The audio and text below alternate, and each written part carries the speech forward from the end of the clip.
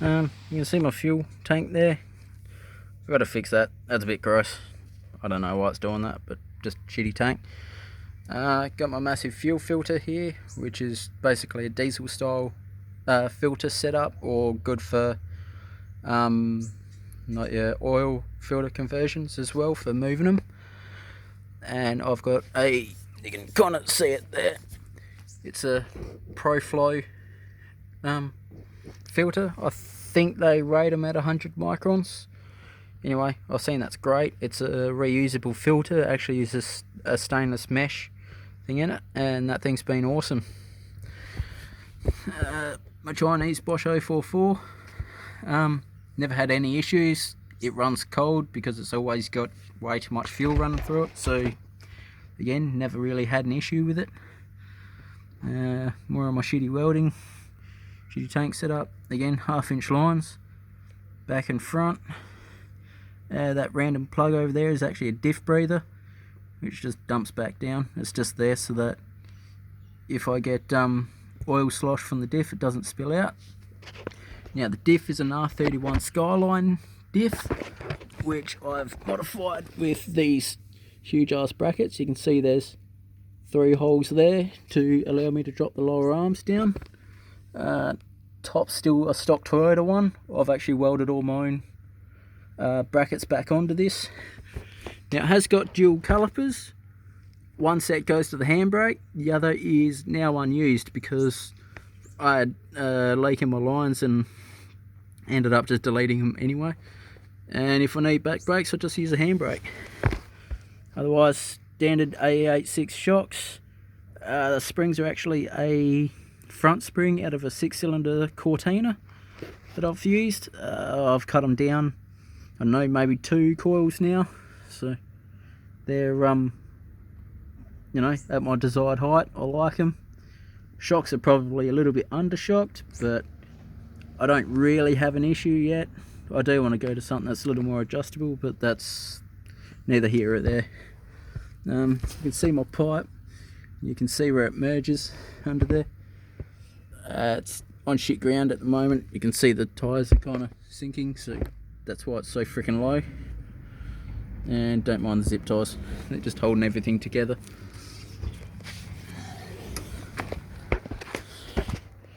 It's got MA70 wing on it, and I've made an ugly hatch here, which I don't know, don't really care, it's just for something a bit of fun. Set of louvers made. They're 15 by 8s, 0 offset. I'll just run any tyres again.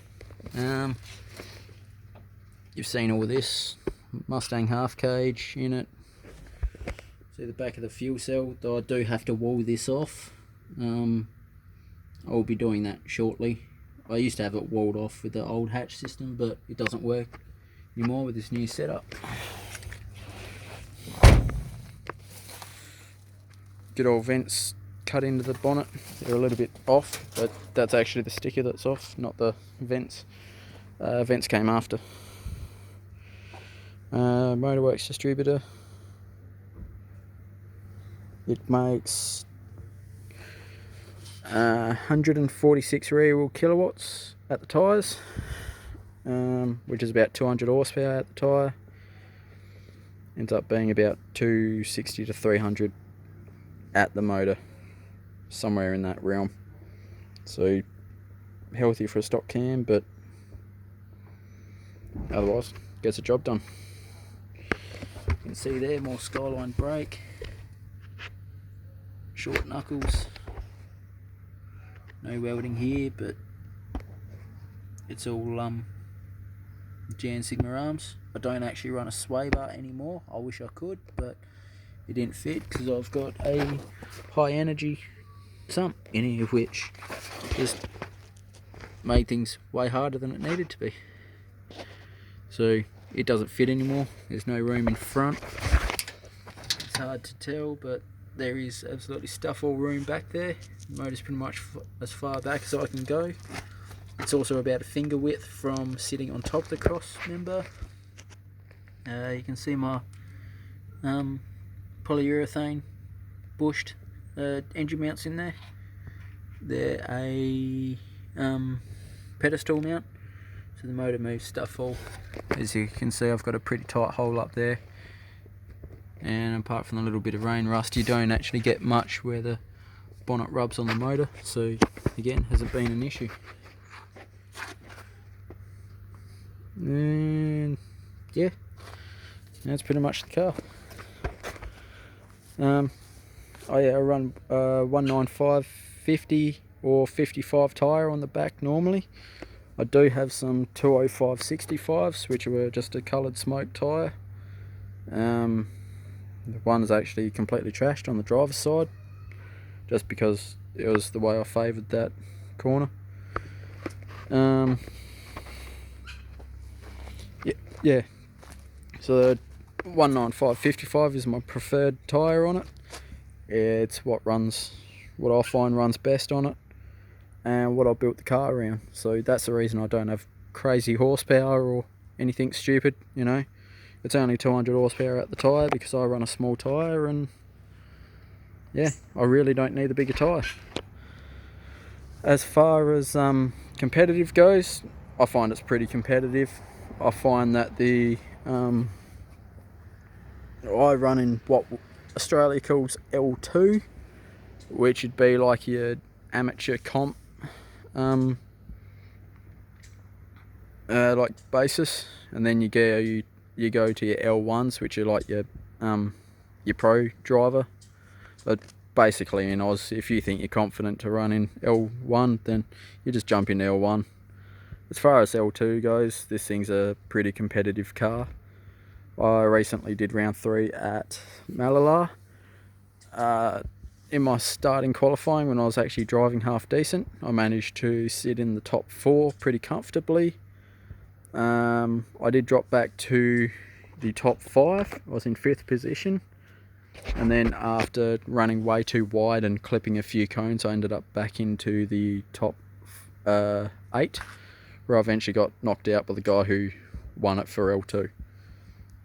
Yep, my cat's sneaking up because he likes to chill in the car normally, especially overnight. I don't really care. I vacuum it once a night, so you can see he's getting ready to jump in. Yeah, the car is otherwise competitive for what I do with it.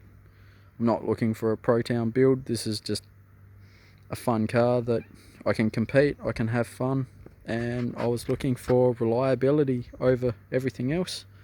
Half the reason why I went the V8. I like the power of the V8. It pulls from about 2,000 RPM right up to 6,000. Well, it's about 5.5, but it'll free rev to 6. I grew up on the 21R, which only rev to 4 grand, 4.5 if you're lucky on a good day. So to have that extra 1,500 to 2,000 RPM is a huge game changer for me. As for the diff, in the Skyline diff, I've actually got a full spool in it now, which is, again, I only built it for only went that way for easier to access parts. If I do wreck something, it's not the end of the world. It is strong enough for what I do with the car. You know, if I'm worried about twisting a few axles and I break a few axles, I'll probably go to like your billet axles after that, or I could always look into upgrading, or I can just rip the diff out and put a new one in. That's what I like about the solid axle diff.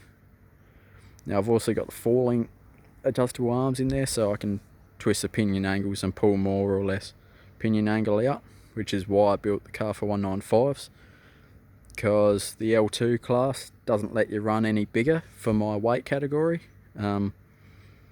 Which, speaking of which, this thing weighs 1,110 kilos. That was the car only, that was not me in it, but that was pretty much full tank of fuel, all oiled, basically driving onto the weighbridge. I was just weighted at a landscape yard, so it's accurate enough for what it needs, for the importance of it. I think it was 650 kilos was over the front, so a little bit front heavy, but not crazy considering it's an all cast motor. We could probably drop 35 kilos out of the front, and yeah, it'll only be 35 kilos heavier than what it used to be with stock 4-cylinder then. The rear end weight was exactly the same as what it used to be, which was I think 460 kilos. They're actually fairly weighty in the back. It is funny because I've chopped out even more out of the back than what they used to be. It's just a giant hole in the back now, as you've seen before. But I kind of like a slightly front heavier car anyway. I tend to drive with the rear of the car, so I use a throttle and everything else for grip, and sort of just point the front where I want it and let the back do all the talking. Again, comes back to the V8 thing. I'm not one for abusing clutches. I tend to drive into the corner with a lot of momentum, because it's what I learnt to do with the 21R, the little 4-cylinder. Yeah, go into the corner as fast as you can, maybe give one clutch kick just to initiate the slide, and then once I was sliding I pretty much stayed off it and just kept my foot buried in it. With this thing, it really drives much the same. It's the only difference is I can actually gain speed mid-corner. I don't actually lose. Well, sorry. I gain RPM. I don't lose RPM like I used to. The 21R used to get faster and faster in the corner, but that was because it was sacrificing wheel speed for grip, and that was the reason why it got faster. And you'd find you'd eventually straighten up. Couldn't really kick the clutch in it because it'd make you worse. It'd shallow your lines right up, and you find yourself on the infield really fast if you attempt to kick the clutch. Not to mention there wasn't enough power, and the motor doesn't free rev well enough to be able to build the revs quickly enough for a clutch kick to be useful.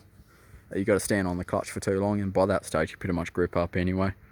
So I used to let it slowly straighten up and give it a good kick once it did grip, and just re-throw it. Yep, torch just turned off. Yeah, so this thing's great. It picks up power in the corners, and you just drive it pretty much wherever you want it to go, it'll go. I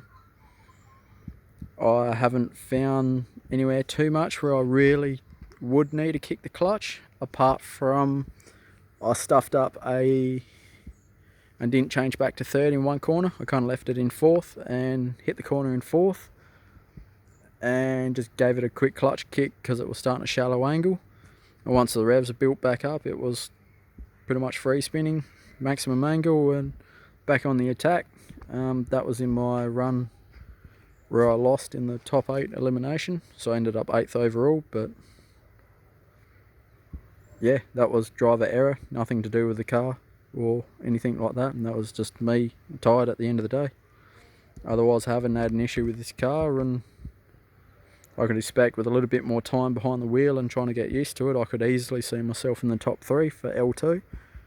You know, pending what the other competition's like. For all I know, the competition could have been a little bit average on that day, but you know, the car itself I reckon is definitely capable.